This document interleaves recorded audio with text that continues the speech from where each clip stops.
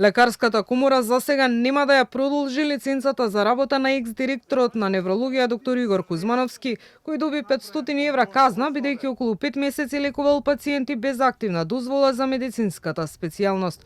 Од лекарската фила преку нивната комисија за етички прашања упатија морална осуда за случајот со видеоснимката на која се гледа како докторот меша бела прашкаста материја коментирајќи за квалитет на дрога и кажаа дека ги чекаат сите извештаи од формираните комисии од Министерството и од Клиниката за неврологија, кои се однесуваат и на неговата стручност, пошто планираат да дискутираат за тоа дали лиценцата ќе му се продолжи или не. Однесувањето прикажано на снимката ги нарушува довербата во професијата и не е во согласност со високите морално-етички стандарди кои се очекуваат.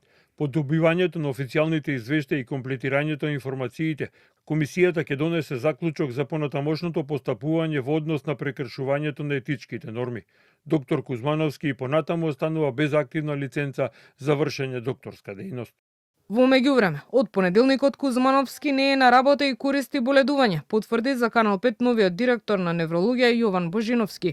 Тој вели дека во однос на внатрешните комисии на клиниката лекарите веќе почнале да ја прелистуваат обемната документација и досието на нивниот доскорешен раководител.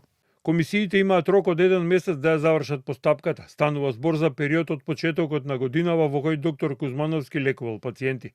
Во постапките е предвидено да се повикуваат и пациенти по случајен избор со цел да се добијат прецизни информации за стручноста. До сега само здравствениот инспекторат констатираше дека докторот пред да стане директор 5 месеци лекувал пациенти без лиценца за што е казнет со 500 евра или ако веднаш ја плати казната 250 евра. Инаку откако беше објавено компрометирачкото видео, Кузмановски преку социјалните мрежи јавно се извини и изрази каење за постапката која, како што наведе, се случила далеку пред тој да стане директор, нарекувајќи го своето однесување момент на слабост.